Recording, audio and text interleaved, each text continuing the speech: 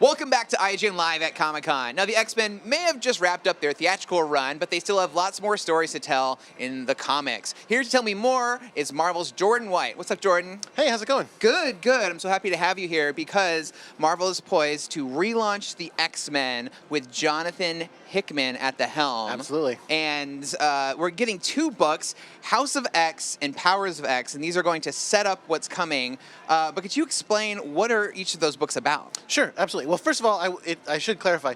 They are two books, but they are one big story. They're just telling it from two different ways. House of X focuses on big, huge changes in the present for mutant kind. I think Jonathan likes to call it like the most pivotal time in mutant history, the present.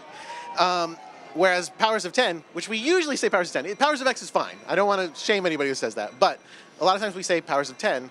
That one focuses on the history of mutant kind, secrets that you don't know yet, and as well as even into the future of mutant kind and where things are going to go from here. And it's pretty amazing. The two come together seamlessly. They go back and forth. Issue 1 of House of X is the next week, and then issue 1 of Powers of 10 the week after, and they keep going that way for 12 weeks straight. Mm-hmm. And if you at home are confused by any of that, that's because this is a true Hickman project. Yes. He is very much known for doing really cerebral, heady ideas, really building to long form stories that have huge payoff. But it's very intricate web that he weaves to get there. Absolutely. Yeah, through two different series, and usually pulls in stuff from his previous work and everything. So there is a visual aid that, in the back of every comic. He does charts, and one of them does tell you the order of reading all the books, so it's fine. Awesome. Okay, so what I was going to ask was, on the Hickman scale of complexity, where does this rank? Because we got the Fantastic Four, Avengers, where does X-Men land? I would say probably not as complex as S.H.I.E.L.D., which I don't know that I understood all of, but it's pretty high up there. He's got some really big ideas for mutants, and he changes the way you think about them, and kind of a lot of the stuff that makes them what we think of as the X-Men. He really gets into it and sees how it works and why. So it's pretty elaborate. And again, he's doing these. Every book is a full comic length. We didn't take away any pages, but he's adding many, many more pages of graphics and text and ideas that we didn't have room for in the art, and it's amazing. It's amazing how much value you get for each comic. That's awesome. So I saw, I think it was Jonathan, who tweeted that there was a big debate amongst you guys of who could be defined as an Omega level mutant, which we know is the mutants who essentially have unlimited potential. So are you guys redefining what an Omega level mutant is, or perhaps clarifying it for people? I would say more clarifying, because I feel like it's an idea that everybody has a different sense of what it is, because it was never spelled out blatantly. It was always kind of like, well, they're saying it about this person and that person, so it seems like they're just very powerful. Is it that they could destroy the world? Is it that they blah, blah, blah? Yeah, John went, all right, here's what I think makes it work, and I went, perfect. And that is one of the information pages in the first issue, in fact. Oh, more information pages. That's awesome. Listen, this is not a textbook. I don't want anybody to think that. There's a beautiful art in every issue by Pepe Larraz and R.B. Silva. They're both absolutely at the top of their game.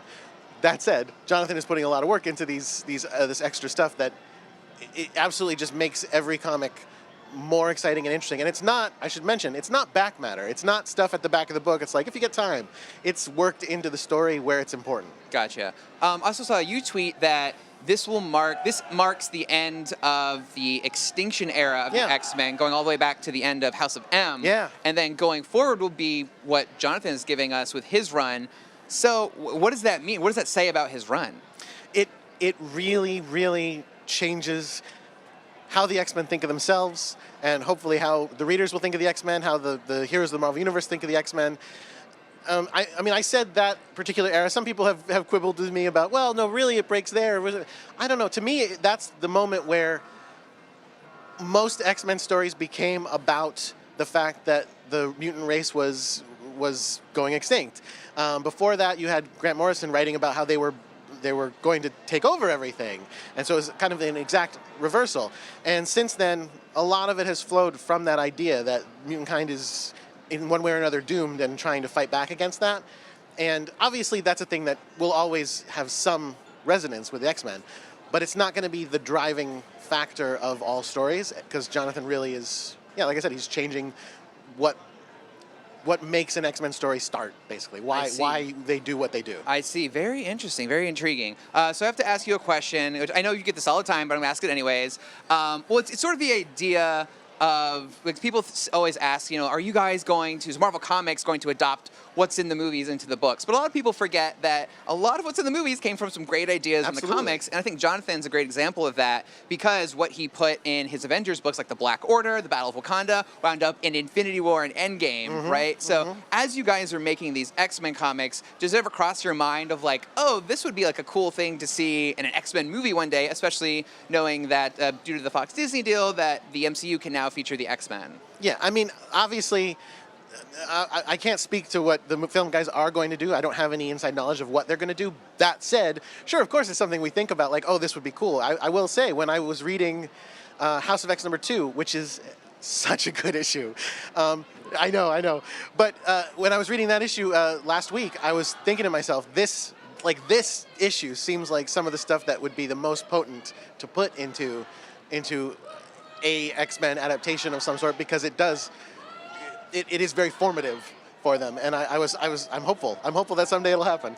That's so cool. Okay, so everyone remember to buy, what was it, which one? Issue 2 of House of X. House of X, issue 2. It's amazing. It's going to be big. It's going to be huge. Yeah, it's a really good one. So just out of curiosity, I just brought up the Fox Disney deal. Did that impact what's going on in Marvel Comics at all? Like your day-to-day? No, not on the day-to-day basis. I mean, like we're very removed from the movie side of things, which, like you said, is good, because we're here to make comics and make the best comics we can. And if we do our job right, they'll be making a movie of the stuff we did 5-10 years from now, and that's the goal.